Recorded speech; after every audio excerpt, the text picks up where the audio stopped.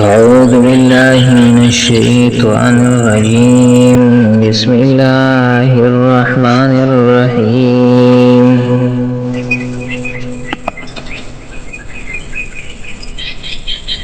قل إن كنتم تحبون الله فاتبعوني يحببكم الله ويغفر لكم ذنوبكم والله غفور رحيم. وقال تعالى: ومن يطع الله ورسوله ويخشى الله ويتقه فأولئك هم الفائزون. عزتمندو مسلمانانو، د الله رب العالمین په موږ او تاسو باندې لوی احسان دا دی چې موږ ته رسول الله صلی الله علیه وسلم را لېږلی دی.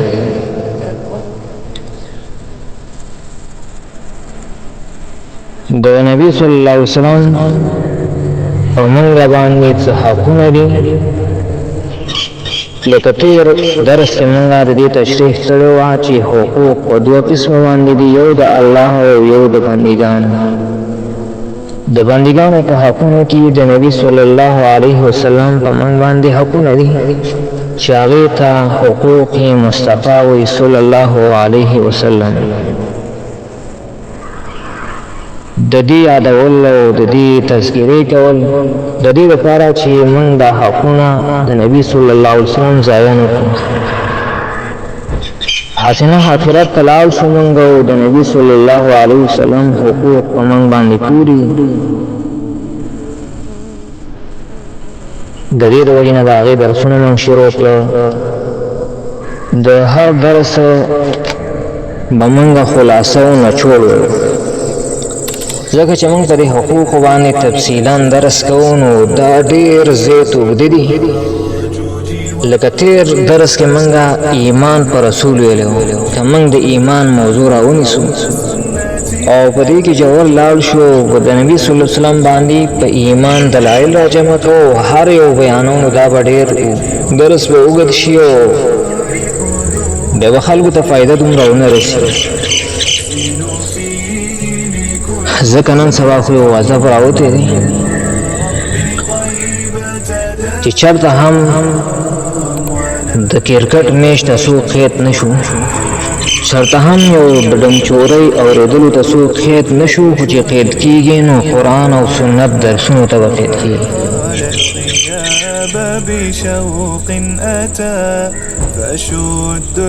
اگر که دا خبره د ایمان د کمزورۍ علامه ده،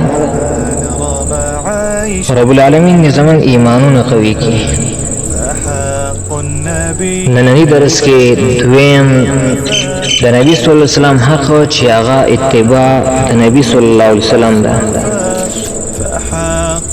نبی صلی الله علیه وسلم چې الله رب العالمین دې دنیا ته رالیږلی، صحابه سې نه دی رالیږلی چې بس عمده سې رالیږلی دی او خبره خلاص ده.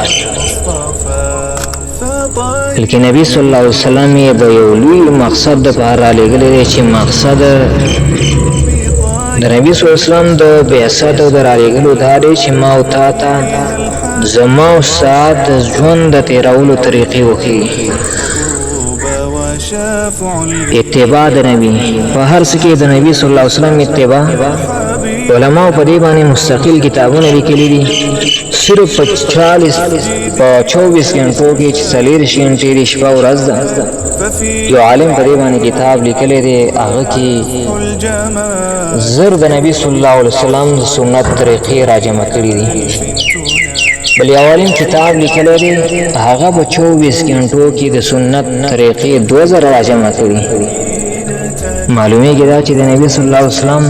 د سنت طریقې د 1000 او 2000 نه هم ډېرې دي. دا صرف په 24 غنټو کې په دې عام معمولاتو باندې راجمع شوي. مثلا د خوب سنت شو، د راویښ کېدلو سنت شو، دا شانته د خوراک څښاک سنت شو، بیا د جامې او غسلو سنت شو، غیره د اودس سنت شو. نور هم معاشره کې د ژوند تېرولو سنت څنګه دی او دا شانته د چا سره ملاوېدلو سنت څنګه دي او مجالس اختیارول څنګه دي دې کې سنت طریقې کمې دي نو هغه په دغه کې ذکر نه دي په هر حال سنت طریقه په د نبی صلی الله علیه وسلم اتباع په هر څه کې به موږ باندې لازمي ده الله په قرآن کې ذکر کړی دي قل اطیعوا الله واطیعوا الرسول ورته ووایه د الله تابعداري کوئ او د رسول تابعداري کوئ قل ورته ووایه ان کنتم تحبون الله که یوئ تاسو مینه کوئ د الله څخه فاتبعوني نو زما تابعداري وکئ یحببکم الله مینه وکړي ستاسو الله ويغفر لكم ذنوبكم او بخنه وکړي تاسو ته د ګناهونو ستاسو د الله رب العالمین څخه څوک مینه کوي د نبی تابعداري بکې ځکه محبوب چې چاته یو څوک محبوب یو هغه ته عمل کوي او د هغې څوک اتباع کوي هغه هم هغه شان عمل کوي نو د محبوب عمل والا عمل چې څوک کوي هغه هم انسان ته محبوب رب العالمین محبوب او حبیب حضرت محمد صلی الله علیه وسلم دی هغه چې د چا سره هغه چې څنګه عادات او د هغې کوم سنت طریقې دي هغه چې په کومه طریقه باندې چلیږي که داسې سنت طریقې بل څوک اختیاروي او په هغې باندې چلیږي نو الله ته خو هغه محبوب دی نو د هغه د وجې د هغه سنت هم ورته محبوب دی او چې څوک پرې چلیږي نو هغه به هم ورته ګران وي یحببکم الله به ستاسو سره مینه وکړي ويغفر لكم ذنوبكم وبخنه به وکړي ستاسو د ګناهونو الله رب العالمین به بخنه وکړي او د رب العالمین بخنه کول انسانانو ته دای موقوف کړی دی په اطاعت او تابعدارۍ د رسول باندې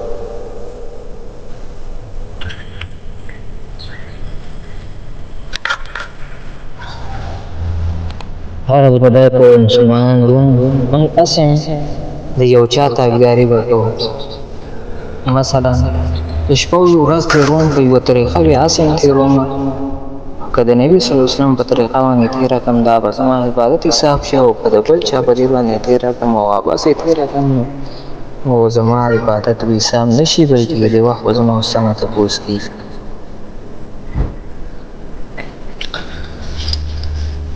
نن مسلمانانو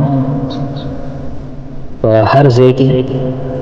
کافران یهود او نصارا چې هغوی کوم طریقه وکړي هغه پسې روان وي چېرته یهودي نیم سر خرولی نیم ایښي مسلمان هغه پسې روان وي دا سټایل دی او حقیقي نظر سره چې داسې انسان ته وکتلی شي ډېر زیات بد ښکاري دا ته د الله یو لوی نعمت دی د دې نعمت تپوس د ګانجیانو نه پکار دی چې نه سړی تپوس وکړي چې دا ویښته نشته دی روپۍ پې ورکوي لیکن ویښته ورته میلاوېږي نه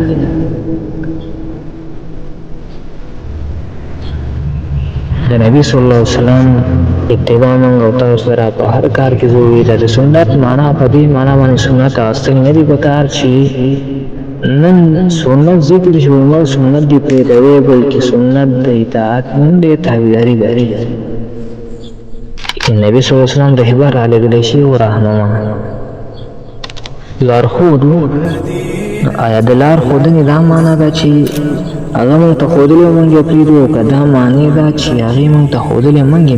نه او اختیاري یقینا چې دا معنی ده چې هغه موږ ته کومه لار ښودلې ده د هغه لار موږ هم اختیار کړو دا د سنتو مطلب داسې راځي نو اتباع د سنت د نبي د حقوقو نه دي زما او ستا به کې فایده شته سنت طریقې اسانې هم دي ګرانې هم نه دي ځکه دین یسر دا دین ډېر اسان دی په نسبت د دې باندې ګوره غیر سنت طریقو کې څومره خلک احتیاط او څومره خوارۍ نه محنتونه کوي سنت طریقې اسان دي د نبي صلی الله علیه وسلم د سنت په طریقه باندې ژوند تېرول د نبي صلی الله علیه وسلم اتباع او تابعداري کول په هره خبره کې هغه داسې منل چې دا په موږ باندې لازم دي دغه منل چې دا یو حق په ځان باندې وګڼو لکه څنګه چې